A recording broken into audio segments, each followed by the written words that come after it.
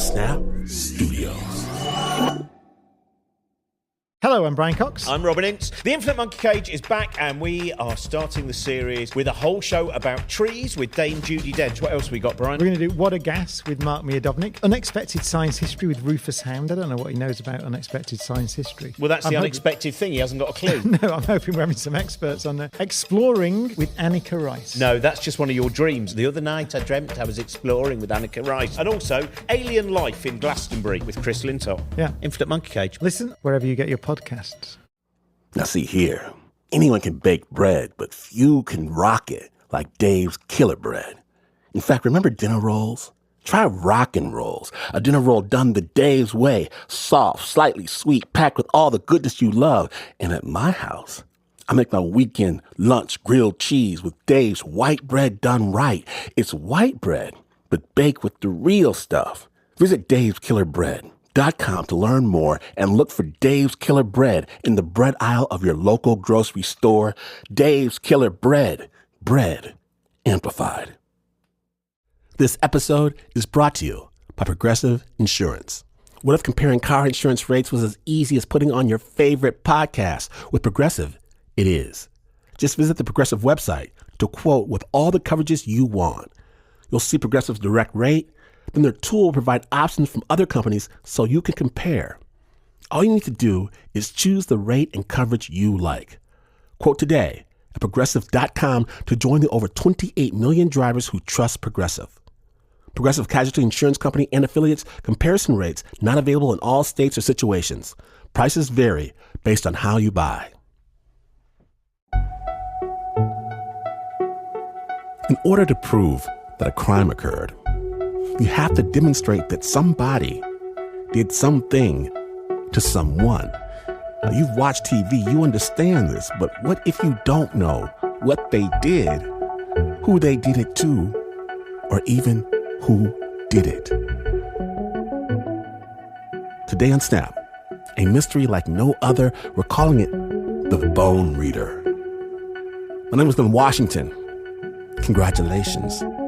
You've just been deputized because you're listening to Snap Judgment. We begin with an unusual journey to discover exactly who someone is.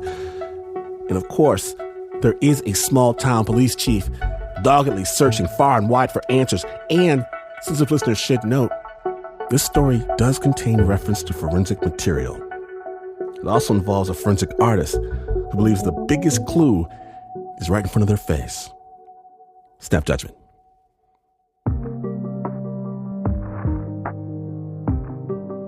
I had rarely been in a courtroom before, and I had to set up, I sort of saved 2 or 3 spots for myself in a very crowded courtroom, so I had to fight people off for that a little bit. This was Michelle Vitali's very first day in court. And I just needed a place to lay everything down because I had a complete set of grayscale markers, some pencils, some erasers. And the task before her was huge: to capture in drawings the trial of Marjorie Diehl Armstrong. That's a very famous case. It's the pizza bomber case. If you just Google pizza bomber, you'll be all over it. Google pizza bomber case. An American pizza delivery man who was murdered during a complex plot involving a bank robbery, scavenger hunt, and homemade explosive device near his hometown of Erie. Marjorie Diehl Armstrong was the mastermind of this plot. This was easily one of the biggest trials to ever take place in Erie. It was also a big day for Michelle. She'd never worked as a courtroom sketch artist before. My main job is teaching. She's an art professor at Edinburgh University who got thrust into this role. I can draw very well, and it's kind of thrilling to draw from life because you know it'll never exist again somehow. The courtroom that day was packed. Michelle sat attentive with the grayscale marker and a drawing pad in hand, ready to go. And I was directly behind her. Her focus entirely on the defendant, Marjorie Diehl Armstrong. You know, I had to draw everybody else too, but she really was the most interesting person to draw. And she gave Michelle so much material to work with. She had a particularly fascinating face, which is literally what I'm very interested in all the time. So if a thought crossed her mind, you saw it immediately. Half thoughts, embryonic thoughts, including this sort of lightning expression that crosses her eyes. She had bone structure and meatiness about her that was just fun to draw. Then on day 2 of the trial, Michelle noticed a shift in Marjorie Deal Armstrong. Because she turned around, she looked at everyone who was there, and there was lots of press and so forth. But she looks at me, and then she sees that there's space around me. She looked over everything. She realized that I was there drawing her, and she gave me a look, again, of death, like she wanted to kill me then and there. I got a chill. I got a chill from the top of my head to the bottom of my feet. It was a little unnerving. This was a woman who had body parts in a freezer, so I acted like nothing. I acted like she was a TV screen, frankly, because I just didn't want her to have the satisfaction of getting to me either, because she was clearly trying to intimidate me. Throughout day 2 and day 3 of the trial, Marjorie Deal Armstrong kept shooting Michelle dirty looks. And I sort of embraced it because in a strange way, it kind of caused an interaction between us. A moment that she captured in one of her court drawings of Marjorie Deal Armstrong. It was such a special moment. But when Michelle got home later that day, I remember my daughter telling me that she was afraid that what if she doesn't get convicted? Is she going to come after you, Mom?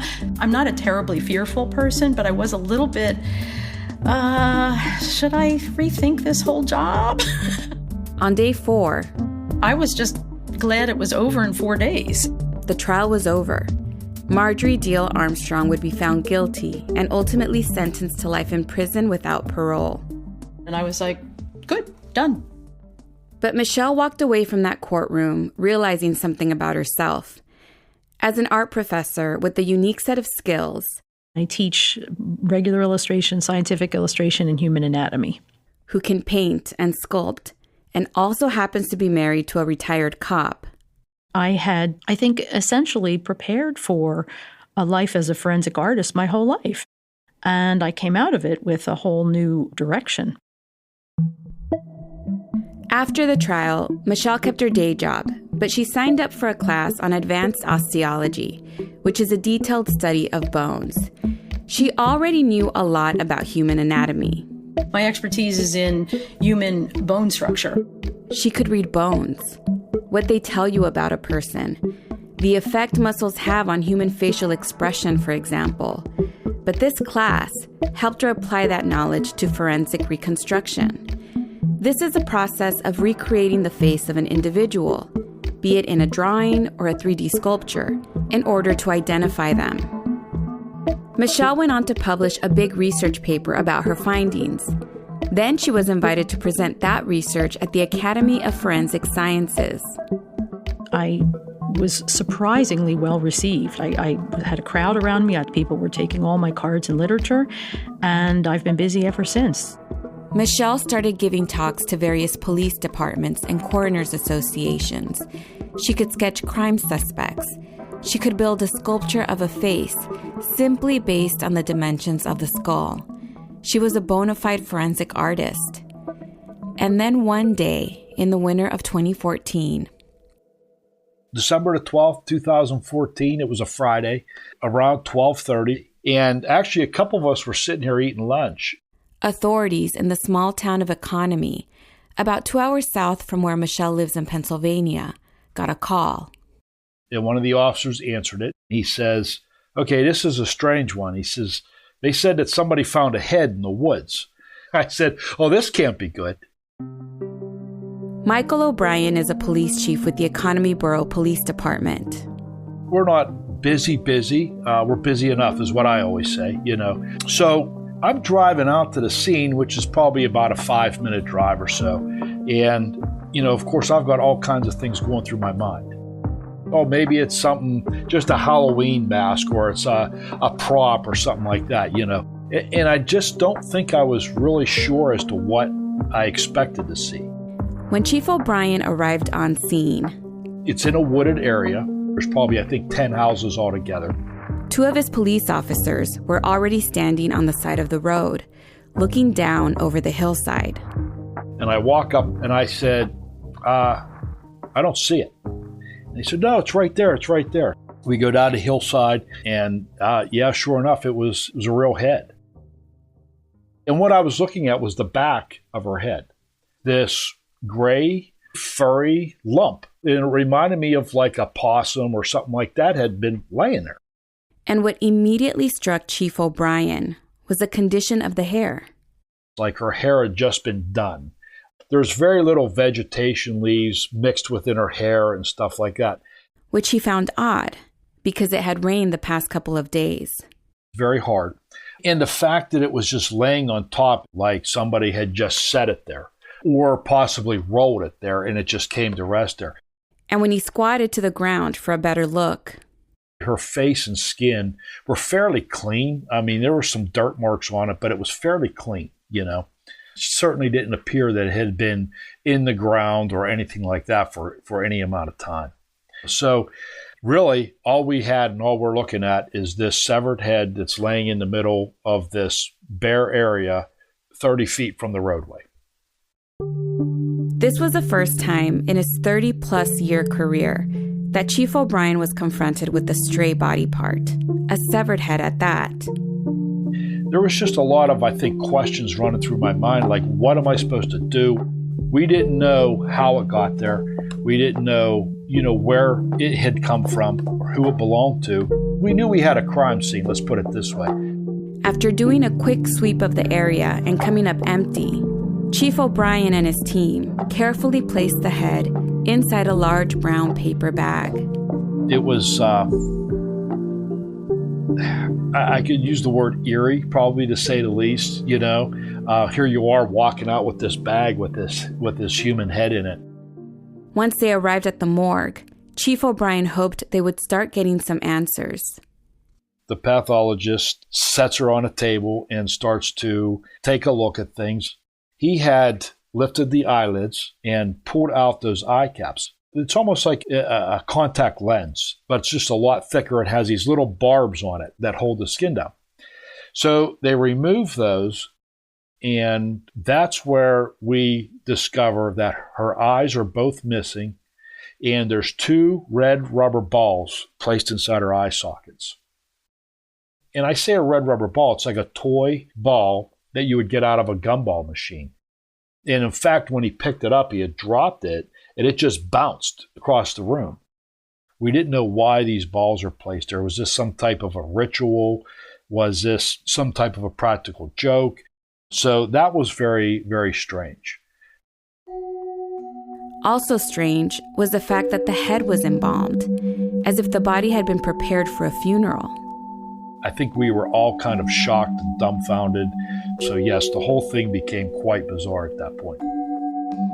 Chief O'Brien walked out of the morgue with more questions and answers, and that disturbed him. This isn't just a head. This is a woman. This is somebody's mother, somebody's daughter, somebody's sister, an aunt, so it was more than just a human being or a part of a human being laying in the woods. And the police chief, who rarely deals with homicides or aggravated assaults, in fact, Economy hadn't reported any violent crimes that entire year, now had a true mystery on his hands. I want to know who this is, because she deserves to have her body together. How are we going to do this? We can't take a photograph and put this out to the public. And the first thought was, we need a forensic artist. I get an email from the coroner of Erie, and it really is just one line, and it says, I think they're looking for you. I called Mike O'Brien as requested.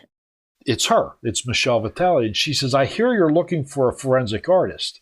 It was probably Monday or Tuesday, 2-3 days after the discovery here. I asked immediately whether this was the case from the news, and he said, yes, this is the severed head case. So I asked where they were with the case, what did they think so far? At that point in the investigation, Chief O'Brien and his team were considering a couple of theories. Could this be some crazy serial killer? They were saying serial killer. Can this be some weirdo that's in their basement chopping up bodies? Could this be somebody that's murdered somebody and embalmed them in their basement? They were saying grave robber. They were checking for disturbed graves. Well, in fact, what we did immediately was we put out over our police networks emails to departments that have a cemetery in their jurisdiction. Please go through there and check to make sure that none of the graves are disturbed. They were checking anything that they could for missing people that fit her description. One of the thoughts in my mind was that this is a body that's been dismembered and possibly spread throughout the area. Chief O'Brien told Michelle how the day after discovering the head, they returned to the scene of the crime to scour the woods. This time they brought in reinforcements, cadaver dogs to hunt for more body parts. And what was really crazy was the one dog got the scent from the head. As soon as she sent the dog into the woods, it immediately went down this path, went directly to the spot where she had laid and sat down. That dog went directly to the spot that head was found in. But the dog would not move from that spot. He stayed put and went nowhere else. There were no other parts that were found to this woman. It was just a severed human head. That's about where we were at that point. We were absolutely nowhere. And I said, that's weird. And that's when Chief O'Brien asked Michelle, how soon could she draw a sketch of the woman's face, one that they could present to the public? And I said, as soon as I have access to the head, I can have it to you within 24 hours. And I'm thinking, wow, that's pretty quick. Okay, this is great. Chief O'Brien even offered to take the head to Michelle. And I said, well, what do you mean to me? And he said, well, I'll bring her up to your house. I said, no. Let me mention that there's a wet lab up in Erie that we can utilize. The very next day, Michelle hopped into her car. She brought along a colleague. She's a physical anthropologist, and I knew I was going to have to take a lot of different photographs, and there was no way to take them without somebody else positioning the head, right? I needed 4 hands, essentially. The two women made the 30-minute drive north from Edinburgh to the wet lab at Mercyhurst University in Erie. I was really curious to see the head because I have some experience with human dissection, and I just wasn't sure what on earth this could be. So this is intriguing for sure. When she walked through the doors of the wet lab, it was a tiny wet lab, basically stainless steel surfaces, one gurney, one sort of sink. In that sink, Michelle saw a stainless steel bucket with a black plastic bag inside. And that plastic bag is what contains the head. Quietly, Michelle and her colleague got ready. We had brought a lot of our own materials. We had some calipers to take some measurements, and obviously my camera and so forth. They suited up. We had our lab coats on. We had our gloves on. Michelle dabbed some Vicks Vapor Rub under her nose. I wore a mask mainly just because I didn't know what smell was going to be happening. And then she reached for the black bag, which I opened up, and inside that there was yet another bag, and in that one was the head. I gently lifted her out of the bag. Michelle carried the head to a gurney in the center of the room. I was really focused on the matter at hand, which is, what can I do with this information? Again, as a forensic artist, Michelle's job wasn't to simply draw a portrait. What are the most salient parts that she's presenting here that need to be in the drawing? But to recreate the woman's face in a way that highlights her most prominent features. That are very ID worthy. Not things like hair color or eye color. Those features aren't reliable, they can change. But more the shape of her eyes, the shape of her mouth, her nose, and where they all live on the face in relation to one another. Think of them almost as data points that taken together would make the face recognizable to anyone who personally knew her. So in other words, you can do a beautiful image that's really inaccurate, and you can do a pretty weak image sometimes that can be remarkably accurate. So I was trying to be as observant as I could, knowing I had to draw her. As I'm holding her and I'm looking her face to face, Michelle had to sort of unmesh the skin in order to soften it. It was so rigid from the embalming. And for the most part, indeed, she was very recognizable. She was an older woman. But when Michelle fluffed up the hair, she noticed something that started telling her a different story than the one the police were running with. Everyone was saying she had a hairdo. Her hair had been styled, and that indicated to people that she had had a wake. And I remember thinking, I don't think she had a wake for two reasons. Number one, her hair had not been styled. She just had a perm. It was a pretty standard older woman perm. And number two, the woman had no traces of makeup on her face. No makeup, no lipstick, not the hint of anything. And I swabbed for it. There was nothing on her. With the trained eye, Michelle continued working her way down the woman's face. I was already aware that the eyes had been removed. But only now could she fully appreciate what a challenge that presented. As human beings, we're hardwired to recognize each other's eyes very much first and most powerfully. So how exactly would her eyelids have formed around what, were essentially a missing structure? Then I'm slowly turning her over in my hands. She had two very subtle moles on one cheek. And then she settled her eyes on the woman's mouth. So I don't really know what her lips looked like. They were disfigured because of the way the head had been laying on the ground. If you could imagine, for example, falling asleep with your face sort of mushed into the pillow and then it freezing like that, right? That's what she looked like. So I turn her around further. Michelle now shifted her attention away from the woman's face. I really needed to very carefully examine what happened underneath, at the neck. When I'm holding the head in my hands and I'm literally looking at the underside and I'm manipulating some of the structures in the neck. And that's when Michelle saw something else that struck her as odd. Something that only a trained professional like her could see. So I'm looking at what's called the apron, which is the bit of skin close to and around the collarbones where it would have been cut. There were no vertebrae present. Every single vertebra of her back had been removed. So if I were just chopping off somebody's head like a crazed killer, there would be at least a couple of vertebrae up in there with the rest of the cranium. Not only was that not the case, but I could see the very tip top of her odontoid process. Let me explain. The top vertebra is called the atlas, and the second one is called the axis. And I liken it to a little bit like a hitch on your car, the people who pull boats on their car.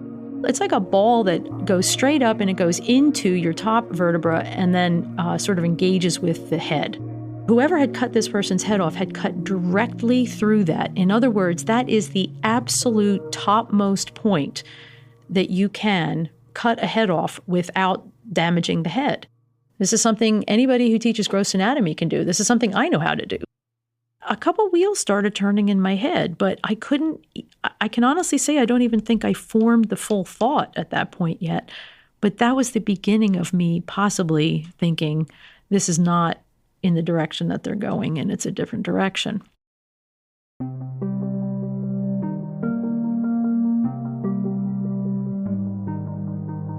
When we return, how did a woman's head end up in the middle of the woods, and where is the rest of her body?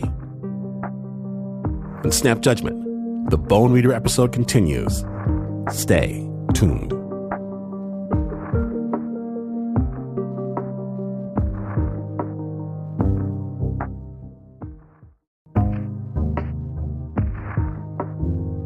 Welcome back to Snap Judgment, the Bone Reader episode. Sensitive listeners should note that this show does contain reference to graphic material. When last we left, forensic artist Michelle Vitali had just discovered a big clue about what might have happened. Snap Judgment. She had not been decapitated sort of serial killer hacker style, right? It really wasn't Michelle's job to figure out what happened to this woman. My job was really just to be as neutral as possible. With the help of her colleague, Michelle began snapping picture after picture to capture the head from every possible angle. Respectfully, I covered her face with a cloth, and then I wrapped the first bag and then the second bag, and then we washed up. cleaned all and disinfected all of our instruments, and then it was time to let them know that we were finished with our work, and we left. But Michelle's thoughts stayed back. The woman's bones had spoken to her, loud and clear. So much so that during the drive home, Michelle felt she knew what had actually happened to her. I realized that listen, as a person who's an artist in a law enforcement world, I don't want to say I know my place, but I kind of do. I know that there's a certain amount of slog that police just have to go through. So I could tell them whatever I want, but they still have to go through, So I just figured no one's going to listen to me. Let's just see. I mean, a million things could have gone wrong here. When Michelle got home, I basically cleared the decks, and I spent nothing but the next 24 hours either drawing. I really was in a rush, no doubt, or sleep. But I also have to build in some what I tend to call cogitation time or resting. I really need to just let it settle. And coming back to drawing her. Like I had forgotten, for example, that she had 2 tiny moles.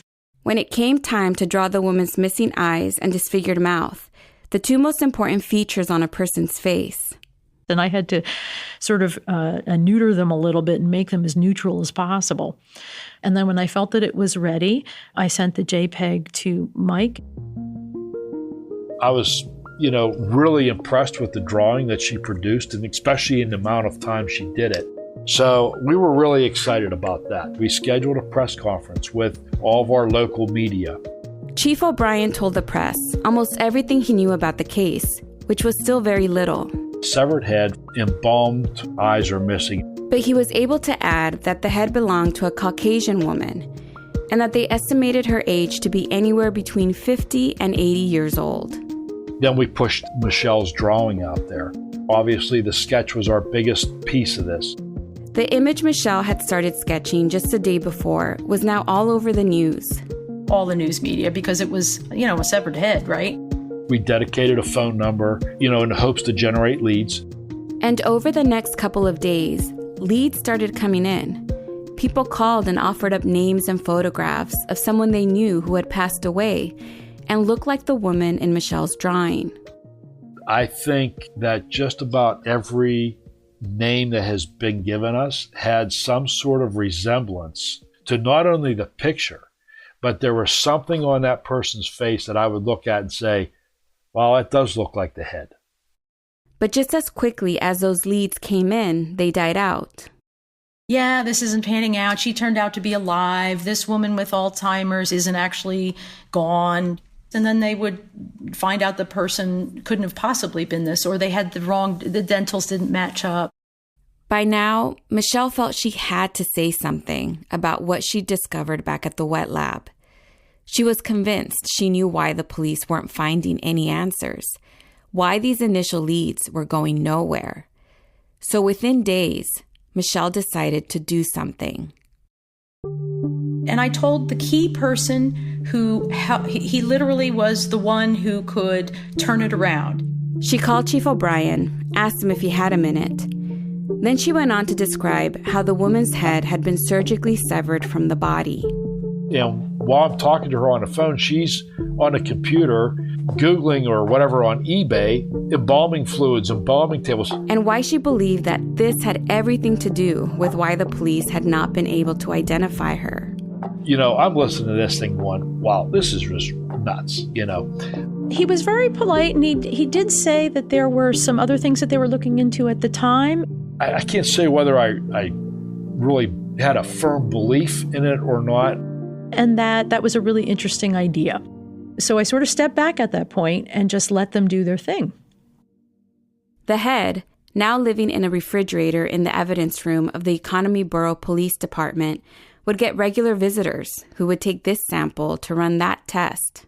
We tried DNA testing with the teeth. We've tried DNA testing with a bone.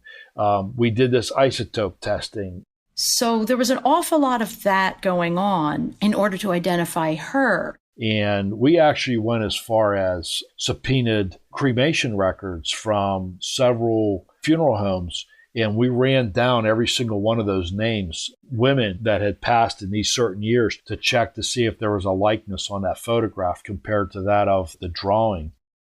I was definitely frustrated. And, I was in a difficult position because I thought all those theories were wrong. It became even more difficult when Chief O'Brien started to consult with Michelle. She became a very huge, integral part of the case. A couple of weeks into the investigation, he got a tip. Where a woman's head was removed from her body while it was in the casket. They brought me one picture of a woman who died in the 1980s. Chief O'Brien asked Michelle her opinion on whether there was in fact a real resemblance between the person in question and the severed head. So I'm looking at her going, no, her eyes are half an inch higher than this woman's eyes. There's no way. The bones speak to you, and the bones are telling me they're not the same person. So there's only so much you can stretch it. So that was ruled out, so we were able to, move away from that. And now, just a month into their investigation, they were running out of leads. So I had this big fear that people were going to forget, walk away. And every so often I sit back and I say, what can I put out there? What can I go back to the media with? So Chief O'Brien reached out to Michelle again. Chief O'Brien had asked me for a 3D reconstruction, which is a sculpture. He was asking for a full-scale clay replica of the woman's head. Maybe a three-dimensional image of what she may have looked like alive would jog the public's memory and ultimately lead to a positive ID of their woman. Oh, geez, how am I going to do this? I don't have a skull. I actually have a human head this time. She was used to using the metrics of an actual skull to then build a face from. A skull influences what our face looks like on the surface, so much more than people realize. I had a skull, technically, but it was inside of her head. And I wasn't working from a skull with depth markers attached to it. Sure, Michelle had studied the severed head up close, and she'd taken several photographs of it. But the woman's main features were also the most compromised. Again, the eyes were missing, the nose was pushed up, the mouth was disfigured. Not to mention, the head was so heavily embalmed that the texture of the skin was off. It had puffed up, hardened, and essentially frozen everything into place. I just wanted to work on her fairly nonstop. Michelle had a work studio that she would normally use, but for this special project, she decided to work on it from home. I just wanted her to be around. I wanted her to be in my peripheral vision, even when I wasn't working on her. So she cleared the coffee table in her living room and laid out her sculpting and dental tools. And instead of building the face from the inside out, she'd have to work backwards. First, I got a head armature. It's a wooden armature with some wire at the top. I just filled that with tinfoil. And then she grabbed 6 pounds of plastilina oil clay. And I just started adding it and adding it and adding it and turning it into a conceptual model. But then I started shaving it down and turning it into her conceptual model. And that had to be spot on accurate, or else nothing else would matter. Michelle started carving out the foundational elements that would make this woman's face recognizable. I knew exactly where her eyes were. She knew the distance between her eyes. I know what the shape of her bridge and her nasal bones was like. She knew where the nose landed. I knew where her mouth and teeth were. I knew where her ears were. I knew where her hairline was. I knew the very specific dimensions of, for example, the width of her cheekbones, her zygomatic arches. I knew her frontal eminences. I knew where all that stuff was. I built all of that. And after the hard part was done, Michelle began sculpting and carving out the more superficial details of the woman's face. And I just hoped that every little minute decision that I made that was based on, a few decades of anatomical knowledge yielded something close to the truth. And as the woman's head began to take shape on the coffee table in the middle of Michelle's living room, she really became part of our family. It was kind of weird. Her 2 kids, who were teenagers at the time, they would walk past the head. You could see her from the dinner table, and my kids would sometimes ask me questions about something that had occurred to them about the case.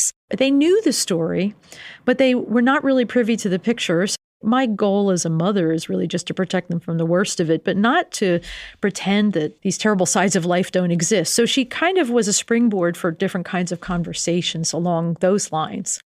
Conversations that got Michelle thinking deeply about what this woman's face could tell her as she continued to mold and bring her features into focus. I didn't have bones to read, but I had facial tissue to read. She had a bit of a recessed chin. When she began forming her mouth, I sensed that she might have been a smoker just because of the spokes of the wheel around the mouth. Maybe that just means she pursed her lips a lot, but it also could have meant that she dragged off a cigarette a lot, too. When she finished working on the woman's eyebrows, another mannerism popped out at her. Well, she had two very sparse eyebrows, and I want to say it was her right eyebrow, perhaps. I think that was the right one. She had one or two very pronounced arching lines up in her forehead that were completely indicative of her raising that eyebrow an awful lot. So for whatever reason, she raised one eyebrow a lot. And then Michelle finally started working out the woman's eyes. Do I know her eye color? Absolutely not. Do I know if I was 100% right? No. And in fact, I'm probably close to, I would say it's, at best, I'm like 80% right about her eyes. I just felt like I was looking into her eyes for the first time, which just sounds bizarre, but it was a moment for me. And I just felt really satisfied with the feeling that I'd gotten reasonably close and given her something back that was out there in the world somewhere. Now, after manipulating her face for 2 weeks, Michelle took a step back and took it all in. I mean, I couldn't help it, really, to piece together what this woman's life would have been like. The one cocked eyebrow, the spokes around her mouth, her eyes. I started to picture her as, kind of sassy somehow. I also started to think about some of the sadder aspects, that perhaps this wasn't necessarily her choice. Michelle still held on to her theory about how the woman's head ended up off the side of a 2-lane road, how the few choices she might have had in life made it possible for someone else to decide what happened to her in death. A couple of days later, Michelle tucked the sculpted head in her trunk. So I kind of had it surrounded by boxes that were heavy as it, so it couldn't really topple in any way. And she drove 2 hours south to Chief O'Brien's office in Economy, Pennsylvania. It was like I was very impatient, probably. Like, okay, when's she going to be done? When's she going to be done? I want to get this done. So Chief O'Brien was thrilled when Michelle walked into his office with the finished sculpture in arm. I was kind of in awe that the model looked identical to her drawing. I knew that I wanted to get it on television. I was really, really excited about that. He went public with the sculpture, showing the face from different angles, hopefully prompting somebody somewhere out there to recognize a woman and come forward. But the few tips that came in were immediately ruled out. And then one day a call came in. Concerning a woman who was missing from Ohio. She was missing on mysterious circumstances. She lived across the street from a river. She walked out of her house and never came back. And they had found her glasses laying on a log near the riverbank, and the area there was very, very muddy. So we get her photograph, and if you take the glasses away, she looks just like her. So Chief O'Brien went back to Michelle and asked her to draw alternate sketches of the severed head. I did a younger version. I did a different hairdo. I did a different mouth shape, I believe, because her mouth was such an unknown. So Michelle produces this drawing with these glasses on, changes the hairstyle a little bit, and it looks just like the photographs that we have of this missing woman. Boy, oh boy, this woman's photo looked a lot like the drawing with a different hairdo. Moles on her face, just her face, her nose, the position and the size of some of her teeth. We're actually looking at her teeth now, and we're measuring and drawing lines and all these different things, going, wow, these teeth even look like her. It took a couple of months to determine whether there was a match between the missing Ohio woman and the severed head. And I can tell you that I can remember emailing those dental records to our odontologist thinking, this is going to be her. It's going to be her. It's going to be her.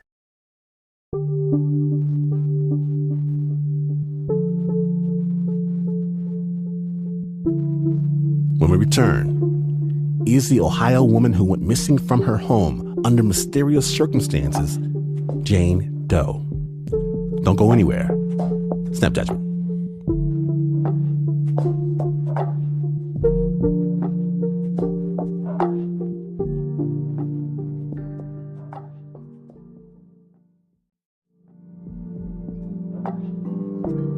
Welcome back to Snap Judgment, the Bone Reader episode.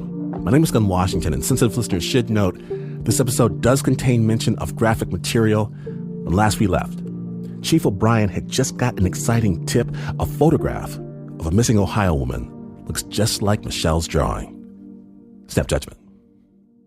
But apparently the dentals don't line up enough, so it can't be her.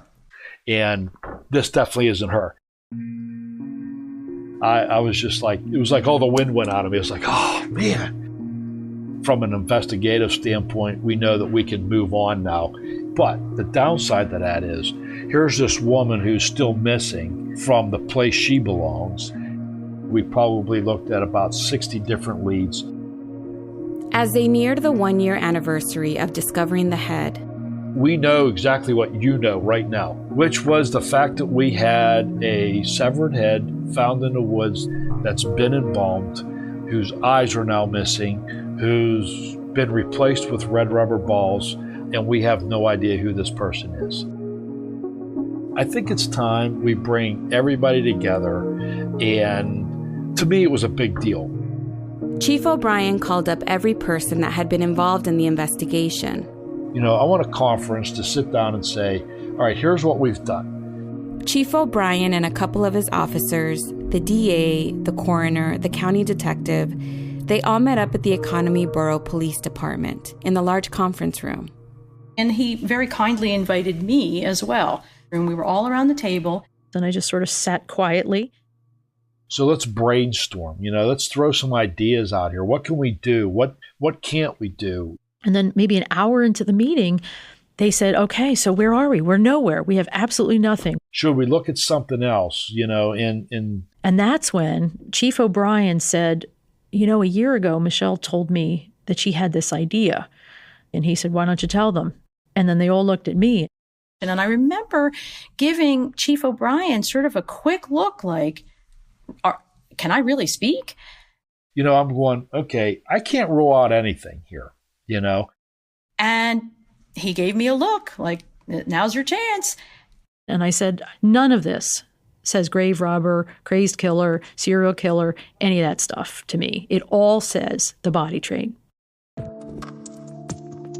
Michelle explained how every year, thousands of people across the country donate their bodies to science.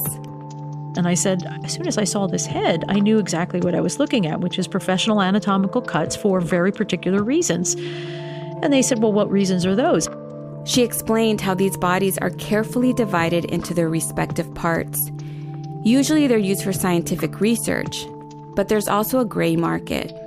And I talked about how the different parts of the body have different price amounts. If you are going to sell a head to a research institute and then you want to sell the spine to another entity, you've got to maintain the integrity of both. She explained, for instance, how the severed head had been removed from the rest of the body. The cuts had been precise and clean. Every single vertebra had been expertly cut to keep the head and the spine intact.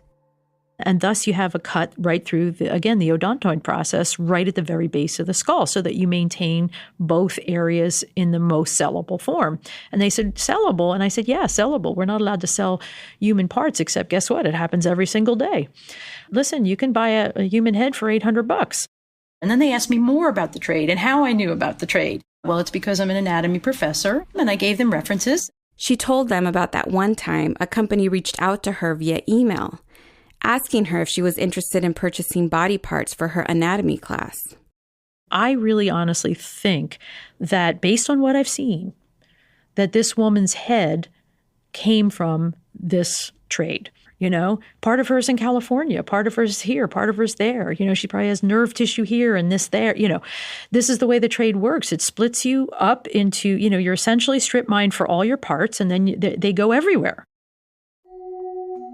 Finally, Michelle explained that this is the reason why they hadn't been able to identify her. She might never be found because no one's looking for her. If she's part of the body trade, no one's even looking for her, right? She's not a missing person in any way. And a lot of people were floored by this. And I said, well, please don't be, number one. And number two, it's happening all the time, and it's especially happening to the poorest among us in the United States. Michelle's guess was that this woman or her family probably didn't have the means to pay for a funeral service, so they opted to donate her body. In order to get a free funeral or a very much reduced in price funeral. And that this was an alternative way to give her a send-off, I suppose, that didn't incur a lot of debt in the family. Of course, people can and do donate their body to sciences for all the right reasons, not just because they're too poor for a funeral. So it was one of those two things. And I always, at this point, want to have a very strong disclaimer that donating your body to science is distinctly different than donating your organs. Organ donation is a totally different thing, and it's highly regulated. So for me, the case wasn't closed, but it was definitely sort of decided or narrowed to a degree that they could limit what they were doing. And it became the new theory that day. Let's go for it. Nothing else has worked. Let's go for it. An investigative team from Reuters would ultimately step in to help, to see how easy it is to purchase a body part, and to see whether the anatomical cuts match those of the severed head. Well, just a few emails later, they were able to secure 2 heads for $600 plus $300 in shipping. The parts arrived vacuum-packed and covered in dry ice. At the neck, both heads had cut marks very similar to those on our woman with the cocked eyebrow and smoker's mouth. And while this may confirm that she did in fact come from the body trade, there's still no way of knowing. Because, to Michelle's point, no one has stepped up to say they know her. By the time December rolled around again, the police investigation was as cold as ever, and the severed head had been sitting in a refrigerator in the evidence room of the Economy Borough Police Department for a year. Just getting worse and worse in terms of her condition. We felt that she deserved better than that.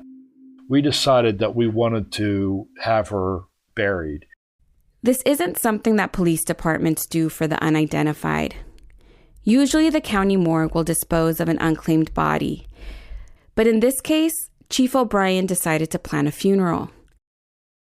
Over the next 2 weeks, the coroner's office helped him secure a donated cemetery plot, a donated placard, a pastor. I didn't expect to be invited, let alone asked to be a pallbearer, which I had never done for anyone in my life. It was an honor. It was beautiful weather. I remember that. I don't know what I was wearing, right? It's like the least important thing that day. I showed up at this beautiful chapel inside a cemetery that was near Economy. It would turn out to be the funeral service Michelle believes the woman probably never had.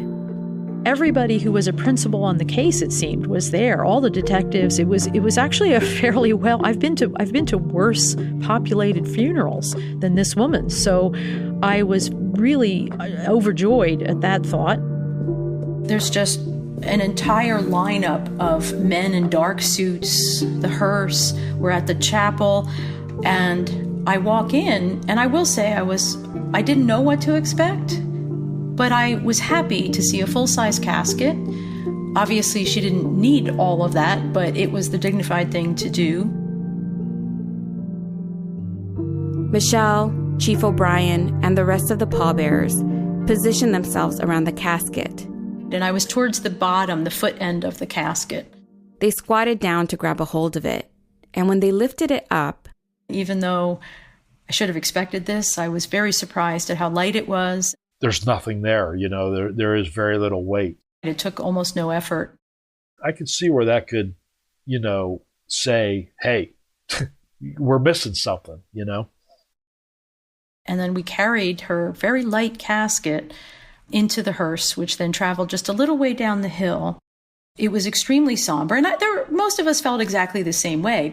This was our life for a year. So it was almost as if it was a loved one of our own. You know what I mean? We watched her get laid into the ground, and then we all were handed flowers, which we all dropped into her grave. Before heading out to the funeral, Michelle had gone out to her garden. And I cut a bunch of rosemary sprigs because they're for remembrance, of course. So I tied them with a ribbon. I made a beautiful little, like a nosegay of rosemary, and I left both of them on her grave. There was a part of me that was hesitant about walking away from her at this point. I don't want this to be the final thing. I didn't want closure because this isn't the right way to close this case. The placard that now sits on her grave says Jane Doe, found on December 12th, 2014. It does really get under your skin, and I lived with that story for so long. I missed having an emotional daily connection to thinking about a problem that I and many others wanted to solve. And that's when I made a promise never to really forget or stop trying for her. She is at least in a place better than in an evidence refrigerator or laying in the woods where she was found.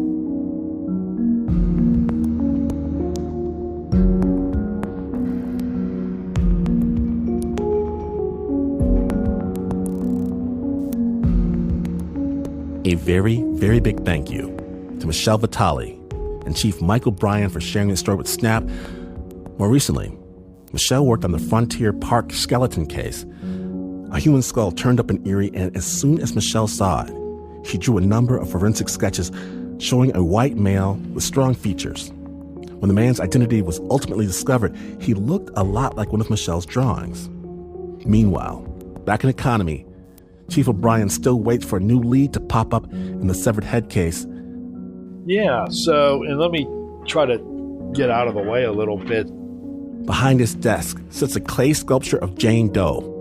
Looking at him, he placed it inside a fish tank that he bought at a local store. I get people to come in my office and they say that's a little creepy, but I look at it as this is my reminder that we don't know who she is yet. It's like she's giving me the feeling that she's watching over what I'm doing and maybe tossing me in the right direction. I don't know. The original score for this story was by Renzo Gorrio. It was produced by Nancy López.